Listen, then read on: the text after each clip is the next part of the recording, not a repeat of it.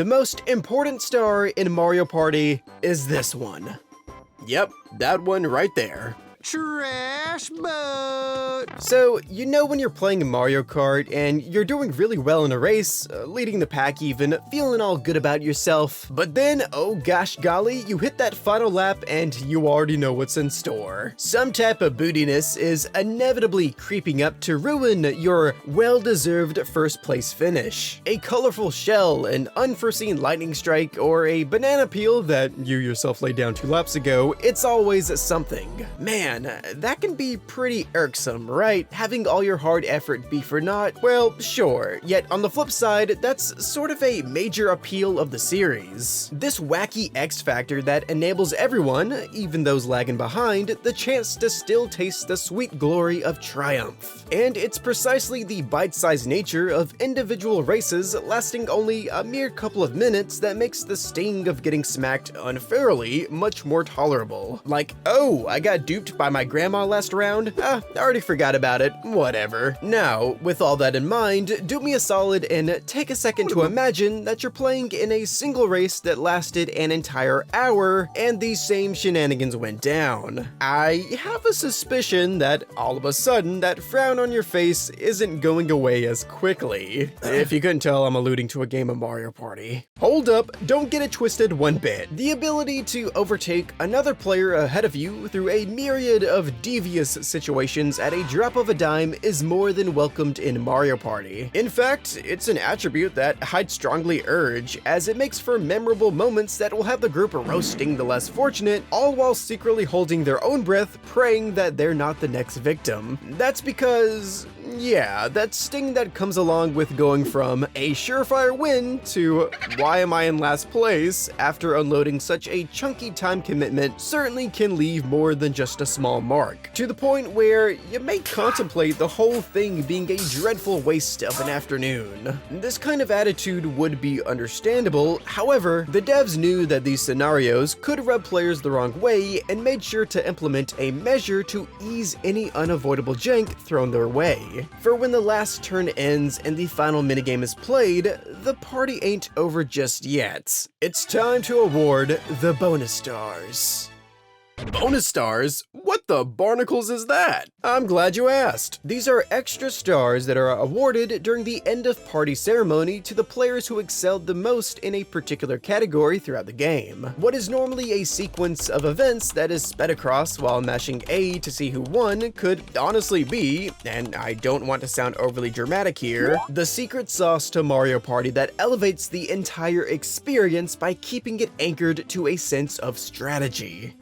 Mario Party being strategic? What a crazy thought. Well, despite the reputation of chance time happening every other turn, it's true. I'll always preach that at its core, it's quite the skillful series that's merely drenched with RNG elements, of which aids to retain its addicting board game-esque nature that makes it approachable to all walks of gamer life. Although, naturally, to uphold that quality means that no matter how much luck you've identified, there's always the possibility of getting jammed just because. You know, think of it in the same vein as poker. You never pick the cards you get, yet you always try to make the most out of them. Sometimes you get a good hand, while other times you plain old don't. And that notion is exactly why there's such beauty in the idea of a bonus star. They can help offset the game's inherent randomness by having set objectives that a player can actively work towards throughout, thus ending up further helping produce results that the group can more or less approve of, even with any RNG salt still left in their wounds. Oh, my grandma freaked me over with only 2 turns left after playing for 2.5 hours? Ah, it's all good, for I know that the bonus stars got my back, and just like that, I still won thanks to all the effort I put in. It truly cannot be overstated, the huge intrigue of free stars being given out, which can catapult those ending the game a wee famished, totally flipping the final turn standings on their head, gives gives ample reason for the entire party to care immensely about being the ones to snag it for themselves. It's this omnipresence that radiates over the whole game that strengthens every avenue of play, putting an exclamation mark beside virtually every action you take. Sure, the focal mission right in front of you is to romp around the board collecting coins to buy stars. However, the specifics that go into maximizing your gains can constantly shift and twist around these end-of-game prizes. Trust me, the battles for a bonus can run deep, and the closer they are, the more unclear it is to who's actually in the lead. A dude in first may truly be in third, or vice versa. Who knows? It's this delay, yet inevitability, that lets you not worry so much about falling behind, even being able to take advantage of the perks of being lower placed. On the same hand though, never get too comfy in the trenches, as these stars aren't the end-all be-all. You still have to close the game out with a good enough performance to benefit from receiving a bonus. Well, that is all assuming you can even get one. Counting them chickens before they hatch may leave you with egg on your face. I see it as more of a hand-in-hand relationship. Bonus stars usually do decide the game, but it's only because of the player's work during the game that the end is so tight to begin with. In other words, let me put it this way: do well, get trolled, still win. Whew, good lordy, this concept is straight up awesome sauce, a complete overarching positive. Although, while said concept can be the bee's knees, the real make or break contingent for the entire system to reach its full potential comes from the execution of the individual bonus stars themselves. They absolutely need to be centered around statistics that represent valued skills that typically go to those who've truly earned them. If they valued otherwise, such as being overly random or encouraging lame qualities of the game, then I'm afraid you've missed the point. Yet, having those appropriate dashes of luck sprinkled on top, alongside including that sense of Mario Party X factor that we all know and begrudgingly love, to be blessed or cursed by keeps the expected winners of a bonus on their toes. Yeah, it's a fine line to walk, as you'll come to see, but thankfully they straight up cooked with the 3 classics. So without a further ado, let's get on into it. First up is the minigame star. This is awarded to the player who performed the best in minigames. Speak of the devil, the tried and true demonstration of the most skilled player of the party. I've seen people who lost the overall game take solace in getting this bonus, talking about some, yeah, I came in 4th, but I won the minigame star, so I'm the real winner. Like, yeah, okay buddy. Seriously though, this objective is a no-brainer to highlight. Minigames are essentially half of the overall runtime, a section of gameplay that is largely in your own hands to excel in, outside of the occasional luck pick, so you yourself have a direct say in how high or low your final statistic is. Well, that is until you get thrown into a 2v2 with the dude who got stuck with the Mad Catz controller, or being on the wrong side of the ever so wonderfully balanced 1v3s. A tough break. And that loss you take really feels felt, as this bonus makes every minigame matter. Even when a single victory won't change much for you in the following turn, you're still trying as if your end results are on the line, because they very well might be. Not so much if you're playing with a group of newbies, therefore easily becoming the minigame guy, but being thrown into a party with those evenly skilled, this bonus turns into a thrill to compete against, particularly when the wins are getting passed around left and right, causing it to be a total mystery as to who claims it at the end. This is twofold when you run into minigames that can offer players more than the standard 10-coin prize, such as those that have you manually collecting those precious doubloons or ones that have a juicy multiplier attached. Viewing these as technically getting numerous minigame worth of wins in a single go introduces a killer X factor that can shake up preconceived outcomes for those who take the opportunity by the horns. Admittedly, they did start to go overboard in Mario Party 5 onwards by counting earnings from battle minigames towards the bonus. Given that the coin pots for a single battle can reach upwards of 200, hopefully you can see how utterly insane the advantage of winning one would be. Ugh. Regardless though, when these roll around, they demand that everyone is on their finest performance. I've uttered the phrase, "It's going to come down to whoever wins the minigame star," more than once before, and well, you can't be too mad at a predicament like that. Yet, for as much glazing this bonus rightfully deserves, it can come off as a little too obligatory, since, outside of rather niche scenarios, you're never going into a minigame with the goal of losing. So the impact it has on the decision-making process of a player is minuscule at best, though this checks out given the board segment of the game holds the more dynamic player autonomy. Still, it's valuing a predominantly skill-based activity that everybody has to persistently fight for. It's pretty good. Next up is the Coin Star. This is awarded to the player that held the highest amount of coins at any points. At first glance, it may seem that this bonus complements the minigame star a little too much, given that mini-dubs are the primary method of receiving some moolah. But I think that line of thought is selling the Coin Star entirely too short. Sure, half the battle is obviously trying to obtain a lot of money, yet the more crucial aspect is how you go about managing it all. In regards to this bonus, it's rather useless if you're getting thrown coins aplenty if you're just tossing them out right after. So the new obstacle that emerges is asking if the player is able to retain those coins long enough to set the highest score. And there's a good deal of struggles that can come along with that. Let's say you're in the 80 to 90 range and you're presented with a costly game-changing play, such as a boost star steal, buying a key item, or triggering some board event. However, another player is hot on your trails in the 60 to 70 range. Do you spend those coins for the play, hoping that the other player also spends theirs before reaching your current high score, or do you hold off for the moment to build up more of an untouchable lead? How much are you willing to let pass you by, and at what point are you okay with leaving it be?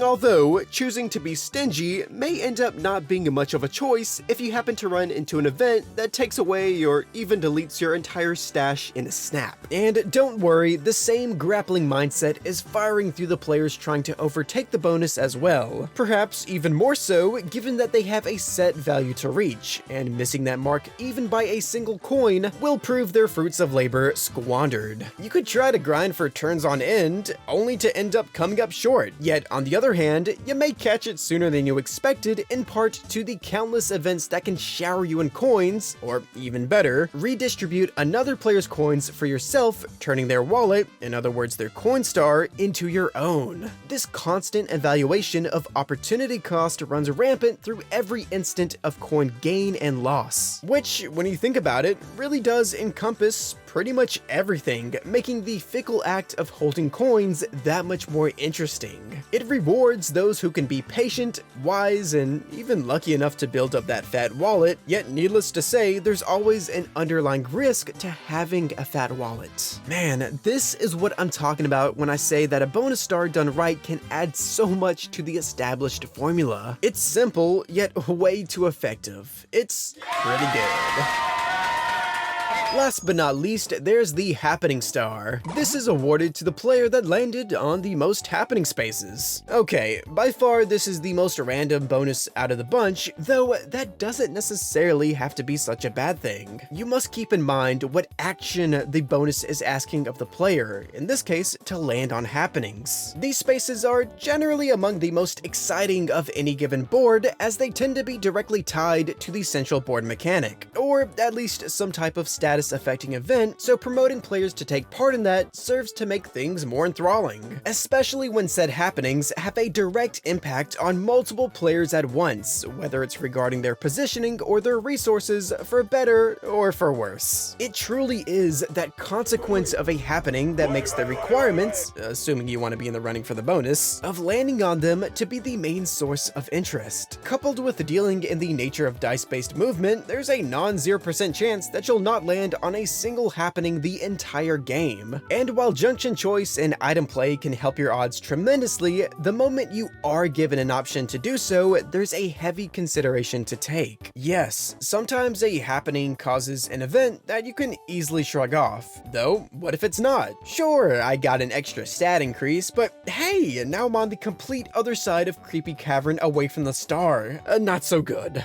Was it truly worth the hassle just to get one step closer to a prize that doesn't even have my name on it? By this case-by-case functionality for happenings, the board itself largely dictates how intriguing the race for the bonus becomes. It takes certain boards that have intentionally dubious happenings, like with most that are Bowser-themed, or boards that use happenings as an integral mechanism for navigating around, such as Mystery Land. Basically, the more consequential they are, the more thought that tends to be put into landing on them. Yet, regardless, no matter what they do, you'll still have to land on some eventually, and however many turns your game is set to is however many chances you get. It's this random essence of the bonus that is the X factor in itself. Your stat line could start off sizzling with getting a handful right off the bat, or you could flounder until the end, hoping and praying to get thrown a few bones. This fluctuation makes it so you should never feel too confident, though despite that, it certainly does still reward those who have proper board awareness and good foresight. It's pretty good. Alrighty, hopefully this long ramble made it clearer than clear can be that these bonus stars add so many layers to every corner of the game. Performing in minigames now matters much more than just getting some coins in your pocket for the next turn, and the decisions you make on that next turn now have to be carefully weighed out with deliberation to past and future events. And this is all thanks to the very well could be outcome changing incentivizer waiting for any and everybody at the end. I mean, I guess I could still enjoy myself playing a game without these bonuses, yet I would argue that you wouldn't walk into a Raising Cane's and get a Caniac combo only to say, hold the cane sauce, ma'am. No, it's because of that delicious sauce that draws you into those fast food doors time after time. What I'm saying is that if you turn bonus stars off, I'm dipping from the lobby. I wish I could end it right here on this happy, cheerful, and tasty note, but if I didn't talk about what came next, I would get an itch that would never go away. So, to no surprise, as with pretty much every mechanic in the series, bonus stars would go through small tweaks and changes over the years, all of which, I literally kid you not, were for the worse. And if you don't believe me, well, continue watching the video. Okay, I really don't want to sit here and harp on the negatives, though I suppose this can be a good lesson on, you know, at least from my view, how not to carry out and design bonus stars. So let's go. Mario Party 1 through 5 came and went with sporting the same classic trio of bonuses that I've gushed about for the last 17 minutes, and while there were tiny shifts here and there, more so as to what counted for the minigame star, they all practically operated the same in every installment, and everything was fine and dandy. But when you're cooking up your 6th straight entry, I can kinda see the allure of trying to mix things up and slap some freshness onto the formula, and that's what they did. Let's all say goodbye to the Coin Star and say hello to the brand new Orb Star. This is awarded to the player who used the most amount of orbs, or aka items. Call me Abe because I'll be fair and honest, this bonus isn't half bad. Of course, item usage is an intrinsic aspect to successful board play. A player would be an utter fool to ignore it, so molding a bonus around that may seem perfectly sound on paper, yet in practice, a few major red flags start to arise, mainly concerning with how much of an influence it takes on a player's game. Sure, naturally, a bonus star of any sort is going to have a leash on your actions, so to speak, which is totally fine if that leash isn't straight up strangling you. So to speak. Consider this. Every time you receive an item, whether you bought it yourself or got it for free, there's now an immense amount of pressure to use it at the first opportunity, because, in respects to this bonus, for every turn not spent using said item, doubly so when you see other players using one of theirs, is a turn wasted. It's this extremely linear stat increase that provides little to no wiggle room in catching up through a big play or sudden event that makes falling behind near hopeless to overcome. overcome. There's absolutely no way you can put a pause on hammering away at this bonus for parts of the game, like with the coin star, given once you fall behind a certain threshold of turns left, it's legit impossible. You can see a similar straightforward stat progression in the happening star, but again, with that, there's no real concrete method to increase it at any given moment, whereas the action of using an item is far less gatekept. It takes virtually no planning ahead to run into a shop, snag yourself an item, and use it on your next turn, especially in the orb era where most can be thrown onto a space with minimal forethought. It's due to this large absence of X factor that makes any nuance that is there, such as debating on using your items prematurely to a lesser effect, be pretty much disregarded. In fact, there's plenty of situations where you'll see someone use an item, akin to say the metal mushroom, which has a peculiar use case, knowing full daggone well it won't do anything for them, but hey, they're one step closer to that bonus star. Promoting rushing item play, at least to this degree, isn't healthy for breeding the strategic powerhouse moves that are associated with properly timed execution. Overall, it's pretty Alas, even with that said, I would still take this any day over what is coming up next. Mario Party 7 was the first entry to introduce having more than 3 bonuses, coming in with a whopping 6. Now, obviously, it would be ridiculous to award all of these every game, so instead, 3 are chosen at random during the end ceremony to be given out, and this new structure would pretty much be the followed blueprint till this day. Again, on paper, this concept doesn't sound too outlandish. It could spruce up the types of strategies you employ outside of catering to the same 3 key areas that you know for certain will be judged. So now, you must make the calculated choice of either trying to focus in on 1 or 2 bonuses, testing your luck for the shoe-in award, or spread yourself wide enough to try and encompass every category so that you have at least a fighting shot for any that are picked. Heck, this can even make certain bonuses more palpable, such as with the orb star. Oh, you want to spam all the items you get on frame 1? Okay, that's cool. I just hope you hit that 50-50 of it getting chosen. These end surprises can be a delightful gut punch for all. However, I would argue that this sentiment can serve to make the race for an individual bonus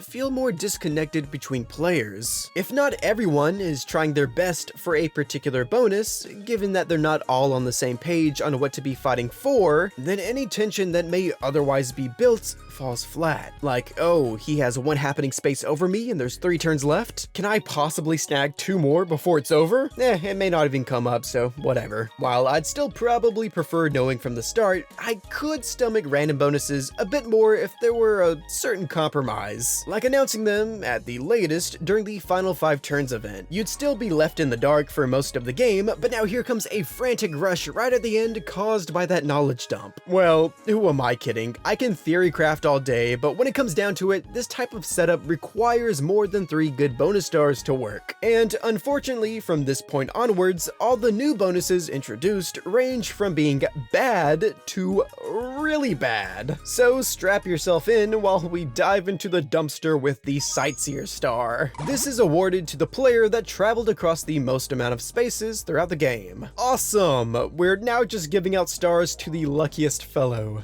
Fantastic. It should go without saying that the premise of this bonus is entirely predicated on your main method of traveling using random dice blocks. There is no deliberate showcase of skill or balancing out the risk-reward of a specific set of actions involved. Just hit the dice and pray to the RNG gods that you'll roll high. Bada bop, bada boom. It's as if they took the skill to luck ratio the classic trio were designed around, give or take, and flipped it upside down, causing it to resemble the very antithesis of what bonus stars are meant to be, in my opinion. The actual game itself is riddled with randomness, which, to be crystal clear, is good, but these bonuses are meant to add stability to that formula, not add even more randomness on top of it. The only sway you could have is to use more items that allow for more raw movement, though for one, that is only adding a cherry on top to the strong power play of blitzing across the board, and two, that's still such a a shallow thing to promote. There's little nuance, little thinking, just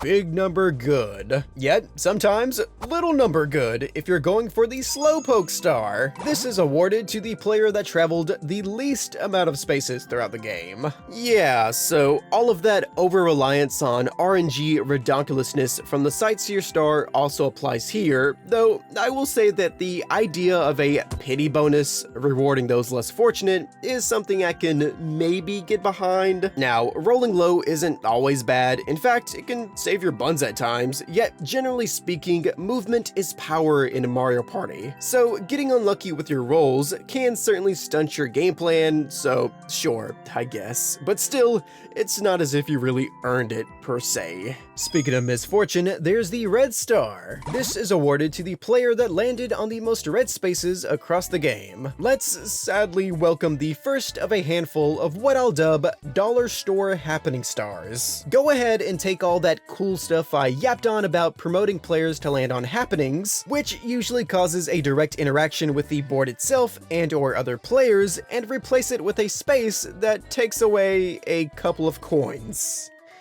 Yeah. It's this severe lack of meaningful consequence of a red space that makes nudging players towards it feel beyond lackluster. I mean, the only thought I have ever had when landing on one is nothing more than, "Oh man, well, that's a slight inconvenience," because that's exactly what it is. Now, don't get it twisted, red spaces do have a valuable purpose, but they have no business being a deciding factor on whether or not you get a free star. Even as a fun, pity-based bonus, it's just as boring. Can you honestly ever say that you lost a game of Mario Party due to landing on one or two more red spaces than everybody else? Is that not ludicrous? At least with the Bowser star, which is awarded to the player that landed on the most Bowser spaces throughout the game, there can be a noticeable effect that takes place, perhaps even getting a star stolen from you. In that regard, this bonus does decently well, yet it's still a relatively self-contained event trapped within the space itself, which is typically less zesty than what most happenings produce. Much better than the red star, though that's not saying much, to be frank. Wait, don't forget about the friendship star. This is awarded to the player that landed on the most friendship spaces throughout the game. So here's a positive version of these happening star knockoffs.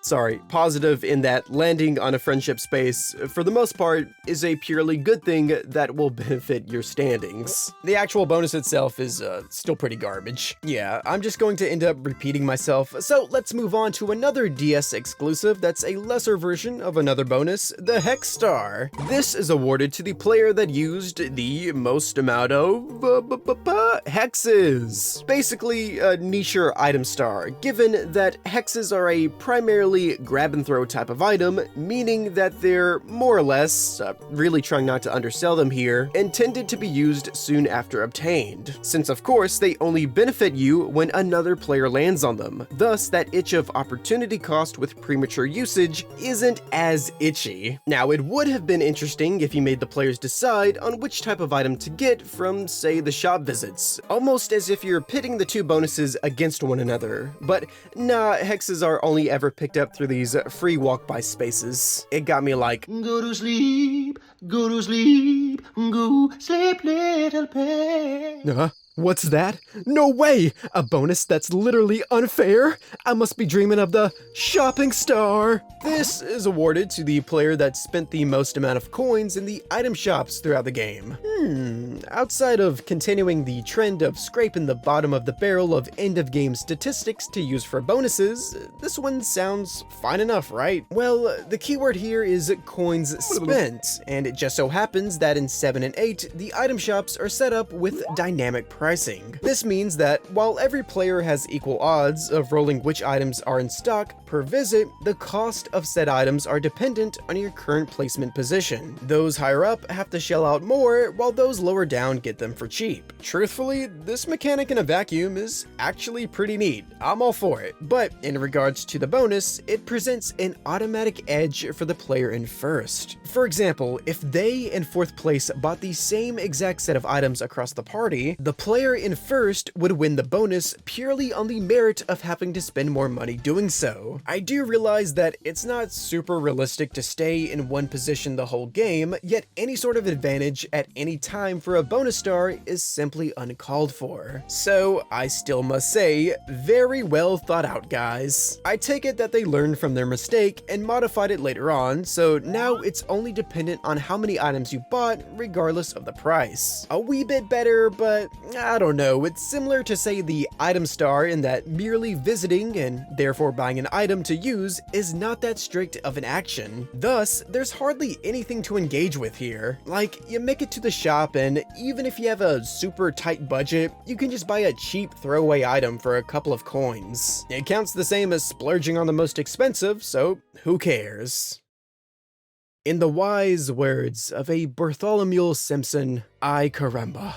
Jeez, things went off the rails really quickly, like as soon as they began to try new things, and that's unfortunate. A Mario Party entry having questionable bonus stars isn't quite enough to make me never want to pick it off the shelf. Don't worry, everything else about it will. But man, it's such a shame that such an amazing concept had lost its sauce so early on. And I mean, it's wild because I myself genuinely can't think of any new bonus ideas outside of the originals that would stack up to the same level of goodness. So I'm sort of hard pressed to even ask if they'll ever be redeemed by some fresh, modern Mario Party, at the very least going back to how they once were. Not to be a Debbie Downer, but I can't see them cutting out the laundry list of bonuses they've built up over the years just to go back to 3. And it doesn't help that they're highly allergic to letting players have options, yet to their credit, Superstars and Jamboree do feature a classic option for bonus stars, which sets them to the originals.